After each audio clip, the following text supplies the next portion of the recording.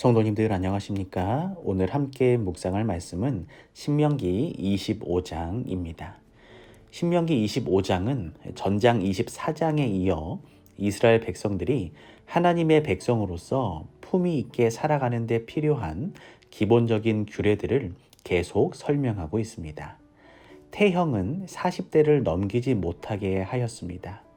아무리 죄인이라 하더라도 40대를 넘기는 것은 인명을 경히 여기는 행위라고 생각했기 때문입니다. 죽은 형제의 대를 이을 수 있도록 해주는 형사취수법은 불륜이 아니라 은혜를 베푸는 제도였습니다. 이스라엘의 경제 활동을 위해 공정한 상거래 제도를 시행했었습니다. 그리고 아말렉은 끈질기게 이스라엘을 괴롭혔기 때문에 마침내 진멸의 형벌을 받게 되었습니다. 1절에서 3절입니다. 사람과 사람 사이에 시비가 생겨서 재판을 청하거든 재판장은 그들을 재판하여 의인은 의롭다 하고 악인은 정죄할 것이며 악인에게 태형이 합당하거든 재판장은 그를 엎드리게 하고 그 죄의 경중대로 여수이 자기 앞에서 때리게 하라. 40까지는 때리려니와 그것을 넘기지는 못할지니 만일 그것을 넘겨 과다히 때리면 내가 내 형제로 천히 여김을 받게 할까 하노라. 성경은 악인이 태형을 받을 때의 규례에 대해 말하고 있습니다. 이 규례는 인권을 중시한 인도주의적 법이었습니다. 아무리 죄인이라 하더라도 40대를 넘기는 것은 인간의 존엄성과 생명을 경히 여기는 행위라는 것입니다. 이 법은 신약 시대에도 지켜진 것으로 보입니다. 바울은 자기가 사실에 하나 감한 매를 맞은 일이 5번이나 있었다고 회상하고 있습니다.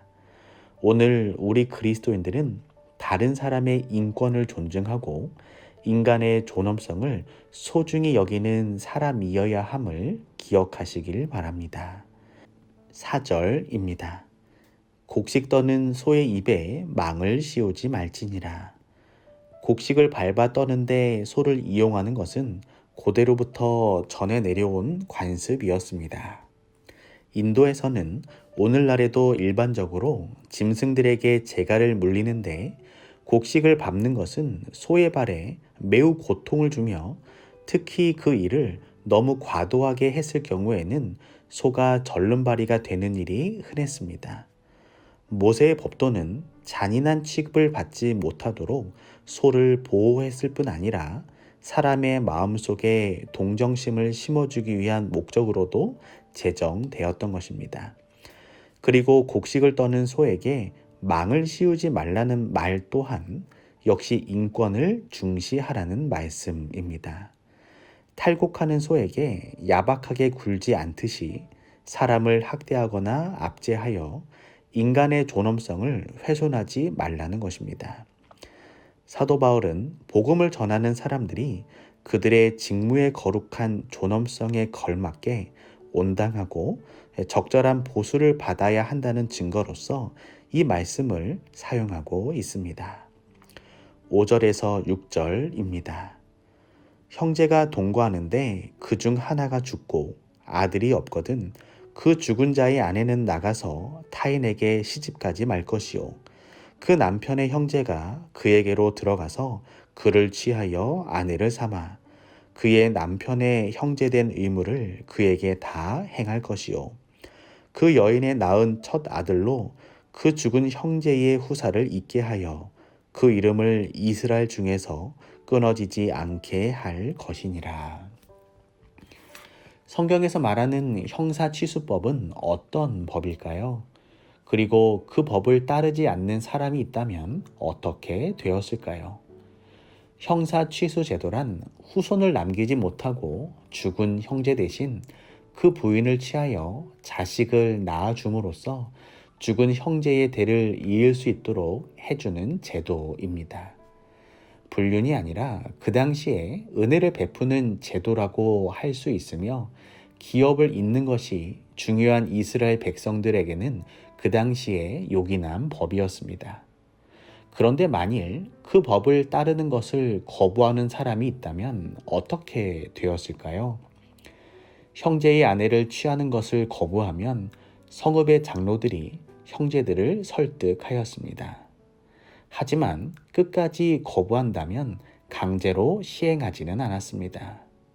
그러나 거부한 사람은 공적으로 모욕을 당해야 했으며 형제의 대를 이어주기를 거부한 사람으로 수치를 당해야 했습니다. 구약시대 유다의 둘째 아들 오나는 형수가 아들을 낳으면 그 아들이 형의 가문과 재산을 차지하며 장자의 권리를 이어갈 것을 염려하여 억지로 형수에게 들어가긴 했으나 임신은 피하려다 벌을 받았던 기록이 창세기 38장에 나타나 있습니다. 11절에서 12절입니다.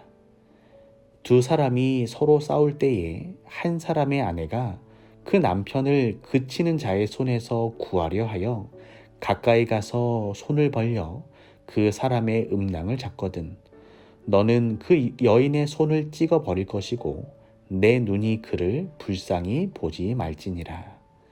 성경에서 남자의 생식기를 공격하는 여성에게 내려지는 벌은 형사치수법과 연관지어 생각해야 합니다.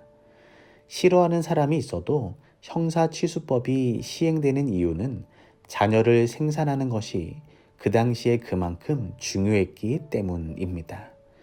생식기에 심각한 상처를 입은 남성은 자녀를 낳을 수 없었기 때문에 그것에 상처를 입히는 것은 심각한 범죄였습니다.